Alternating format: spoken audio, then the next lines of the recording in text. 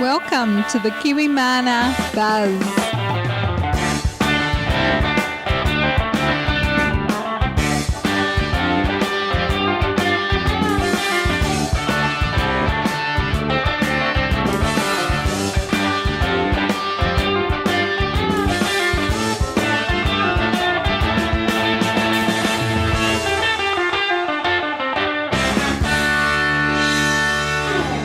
Hi everyone, welcome to our third podcast. Last month we covered Save the Bee, Stop the Fee, the 65th anniversary of the Auckland Bee Club, and we have a question for you. What does barbecue sauce, California and beekeepers have in common? We'll get back to that one shortly. After our first podcast, Gary created another podcast when he attended the 65th anniversary of the Auckland Bee Club, and he spoke to some of the older beekeepers, and they speak up through this podcast and sharing information about the Auckland Bee Club and how it started. And it was really interesting that Percy Hillary was one of the members, and that Sir Edmund Hillary came along to the club as a boy. So that was really neat to learn and very exciting. The other things that have happened over the month is that we've had some really good feedback from our podcasts. We'd like to thank all of those who supported us in Save the Bee, Stop the Fee, and the stand that we made against the bee fee. Well, we reckon that we succeeded because of everybody who participated. So well done to everyone, and thank you very much for all your support. So yay! That's fantastic, wasn't it? Yeah, it was great. And feedback, some more feedback we got was from Mill. She lives in San Francisco, and she said that we didn't really talk enough about ourselves when we did our first one. So thanks for that feedback, and we'll just give you a bit of a small taster of what we are about. And Kiwimana is about our Kiwi spirit, and we want to use that spirit to promote the keeping of bees. We want to encourage healthy land management practices and create dialogue with community to support our endeavours and other like-minded people who want to help the environment and look after the world. So we want other bee enthusiasts, gardeners and local producers to be part of our journey. And our apiary is located at Kiwimana HQ, and currently we have 8 hives. We use our apiary to field test our hand-built products, which Gary has designed and built on site. And through those field tests, when we're satisfied, we put them up for sale. So they're all unique, but we maintain a standard dimension so that it meets the beekeeper's needs. We want to also promote and stock products from other local producers. So basically that's a little bit about us. Kiwimana HQ itself is based in the hills of the Waitakere Ranges, which is on the west coast, the wild west coast of Auckland in New Zealand. So a very unique ecosystem. Okay, let's move on. Gary, can you tell us about what you've been doing over the last month? Yeah, well, over the last month, we went to the 65th anniversary of the Auckland Bee Club, which was a great day. Got to talk to a lot of old friends from the Bee Club. So we did a podcast there of 2 of the speakers. That was Ted Leggett and Alan Holland, which was a good day out. Also been very busy building the new look Kiwimana blog webpage, which is hopefully coming out soon, which we're trying to work on. And also been building some mesh boards and other equipment for the spring beekeeping season. So it's all go. What have you been doing this month, Margaret? I've been doing some testing with this new piece of equipment that I got for my birthday. And in the next few weeks, I'll be releasing the work that I've done. So apologies in advance, just in case. What's this new equipment you're talking about? It's my new iPad, and I've been using it to do some filming of the Franklin Bee Club that we attended. So watch this space, guys. Oh, that's right. I remember you had it out the other day. It was a good day, wasn't it? Yeah, it was. It's a really fun piece of equipment. So I'm just really practicing with it, and I think you guys will enjoy it. It'll just be some short films about some of the things that we've been doing. Yep, that's great.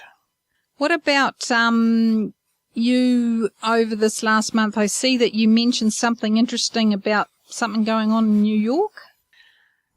Oh, yeah, in New York we saw an article about a bee swarm in the New York City street, and it's very emotive writing. It sounds almost like it's the end of the world. And if you saw the photos of the bee swarm, it was about the size of a couple of tennis balls. Yeah. It didn't really look that impressive at all compared to some of the swarms that we've had in the past. But I just think the press need to be aware that bees aren't going to hurt people, and this kind of sensationalized journalism isn't really great, is it? I mean, what did it say at the beginning? It said a huge swarm has stopped the whole traffic and people were running, screaming, and it was just, it's being a beekeeper, it's hilarious reading it. So have a look on our show notes. There's a link to that article. Okay, that's great. I mean, I think you're right.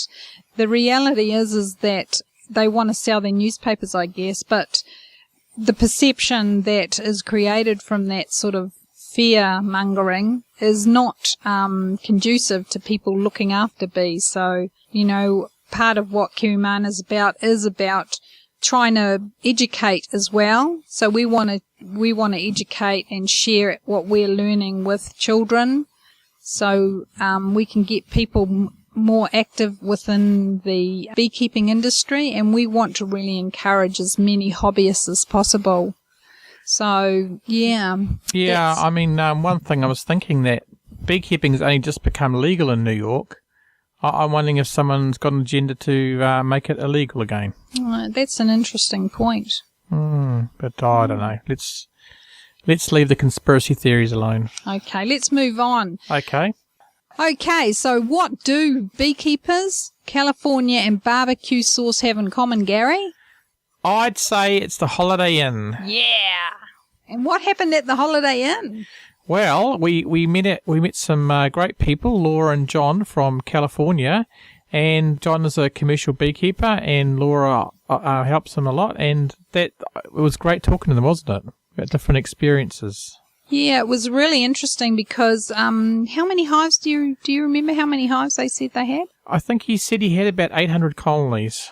Okay, so that just blows our mind because that's a lot of bees, but he does it himself, and he has created this extraction unit, so he doesn't need anybody to help him with the extraction side of things. So we were really in awe of what he's doing. So hats off to you and Laura, John, and all the best, and thank you so much for a lovely dinner and telling us about your beekeeping experiences. And we love the barbecue sauce. It is pretty nice, isn't it? Yeah. It was, what was it, 50% honey? Oh, beautiful. And we had it with a beautiful steak, so it went down very well. Okay, Gary, you've been doing an inspection. You had an inspection over this last month. And which hive did you inspect? It was Swanson, and this is the one that there was absolutely no brood in it, but we did actually spot a queen this time. But there's no eggs at all. So we're surmising that A, she's not mated properly, or B, there's something wrong with her. But she's still walking around, and it could be the fact that winter's upon us and she's just not laying any eggs. So we'll have to check. We'll have to make sure that they are laying okay, won't we, when spring comes around? Yeah, I think that's very valid. That it's pretty cold this time of the year. We've had a lot of rain, and it's very possible that she hasn't been mated because the lack of drones, perhaps, or because of the weather that she hasn't been able to get out and mate. So we'll be keeping an eye on her, and we hope that the girls are looking after her. And what else have we been doing around the apiary? Well, Gary was out there the other day, and he found 3 queen wasps in a tarpaulin. And obviously he ensured their demise, and we thought it might be an interesting way to entice wasps over winter. So we're thinking about that for next year, to put it out on purpose around the apiary or nearby, so that we can get the queens, and then we can remove them as a threat. So yeah, that's an interesting field test we'll do next winter. Yeah, I think if you're diligent and you get rid of the wasp queens, these are the German wasps, or as our American friends call them, yellow jackets.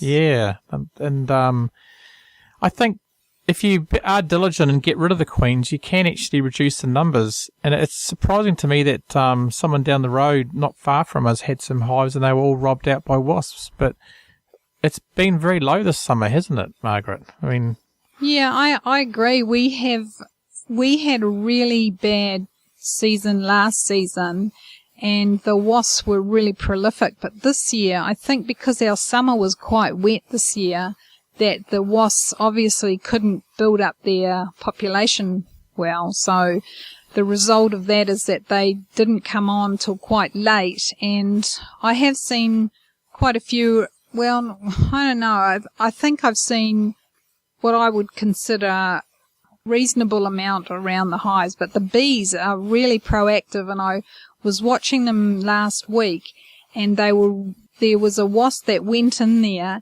and pretty soon there was like 3 other bees there showing in the door, so that was good. So they are very feisty and looking after their hives, even though winter's prevailing. So yeah, we have high hopes. Oh, absolutely. I think it's great that they're so strong and they are warding off all the attacks. Yeah. I think that's a good sign, and we're actually preparing for our next season, bee season, to start, and we will start conducting some treatments, and that will be going on in July, and hopefully with that we'll see some good results, and as the temperatures hopefully rise, we'll be able to do some inspections and see how all the girls are doing in each hive. So that'll be very interesting, and we'll keep you posted on those results.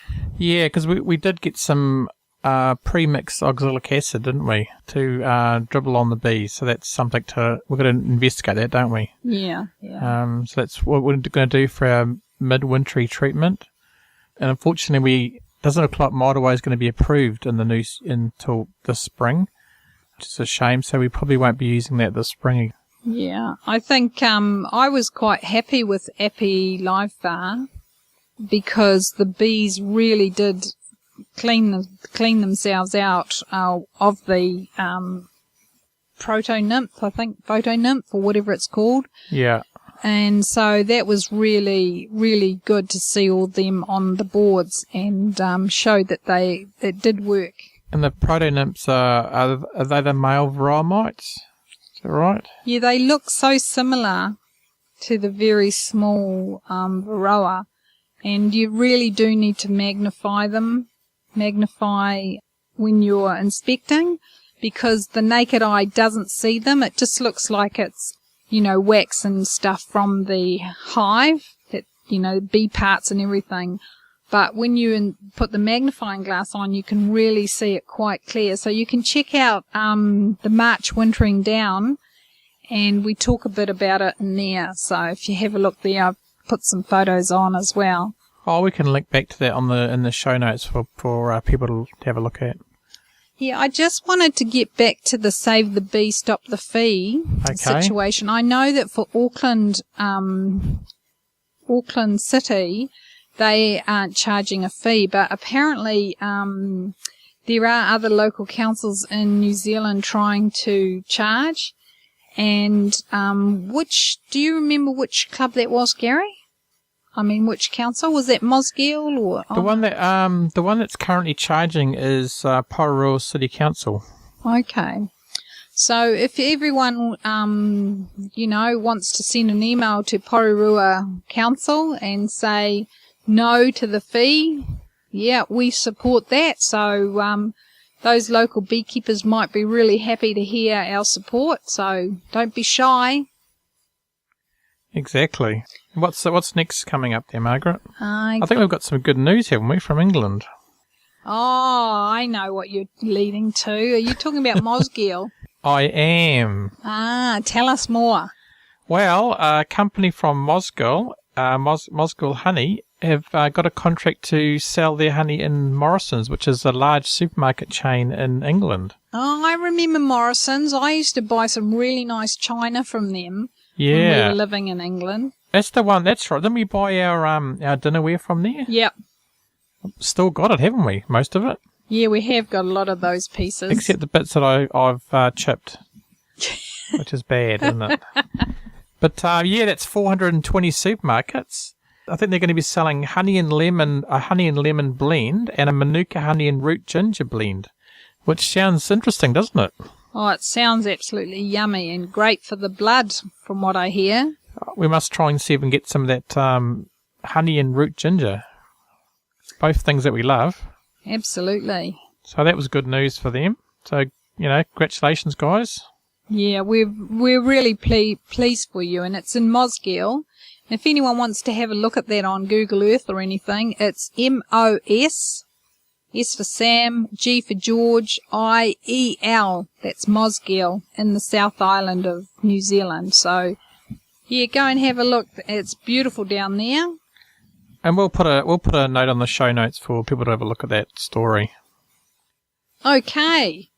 We just want to also send out some thanks to some of the comments that we've received on Kiwimana's wall, and we really do appreciate this positive feedback. There was Anahera, Maria, Hillary, Michelle, and Alison. They all posted really positive stuff on there, so thanks, guys. It's really, really appreciated.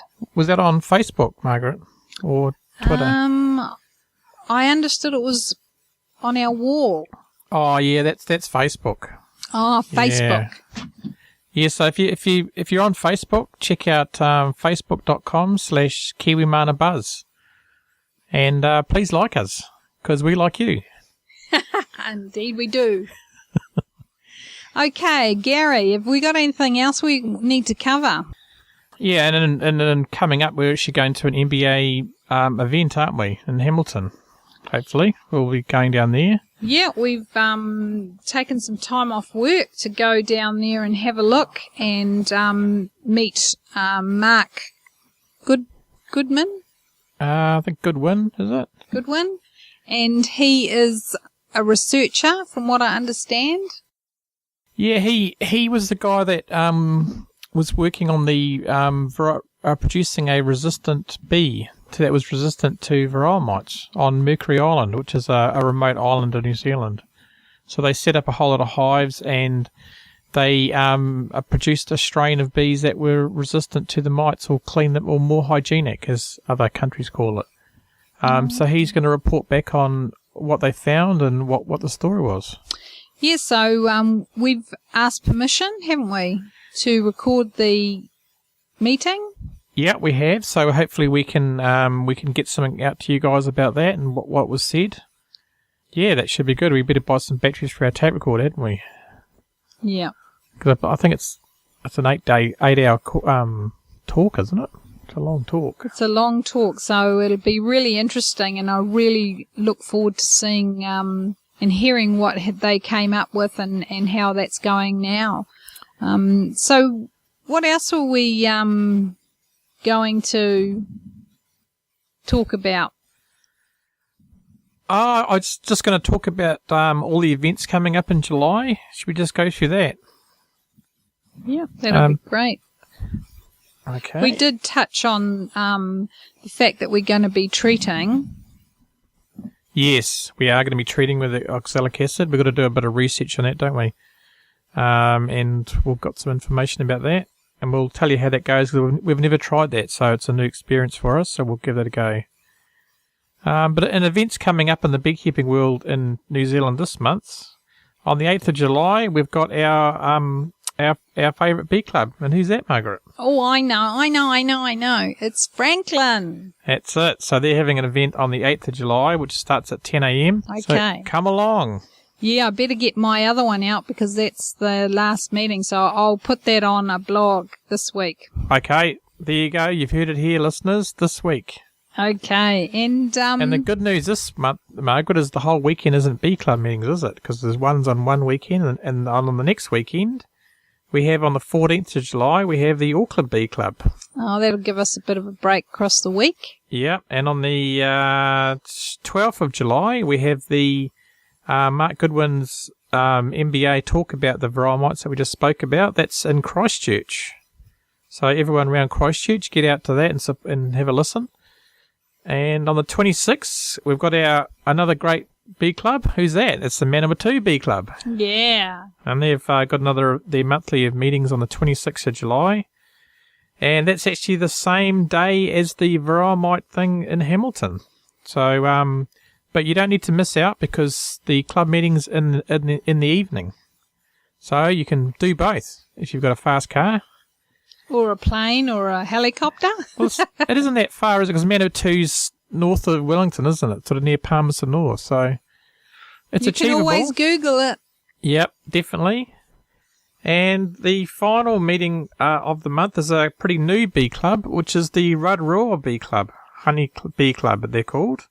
And they're having a meeting on the 29th of July. So all you people in the Rotorua area, get out there and support those guys. We'll have links to all these events on our show notes. And if you want to get in touch with us, what's our web address? www.kiwimana.co.nz. That's it, Kiwimana.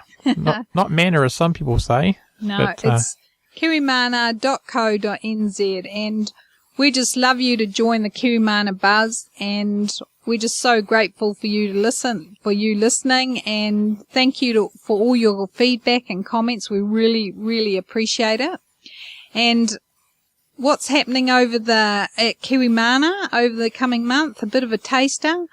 We're going to be looking at wax extractors and what are they and what do they do and what do you do with them, and a product called a frame spacer.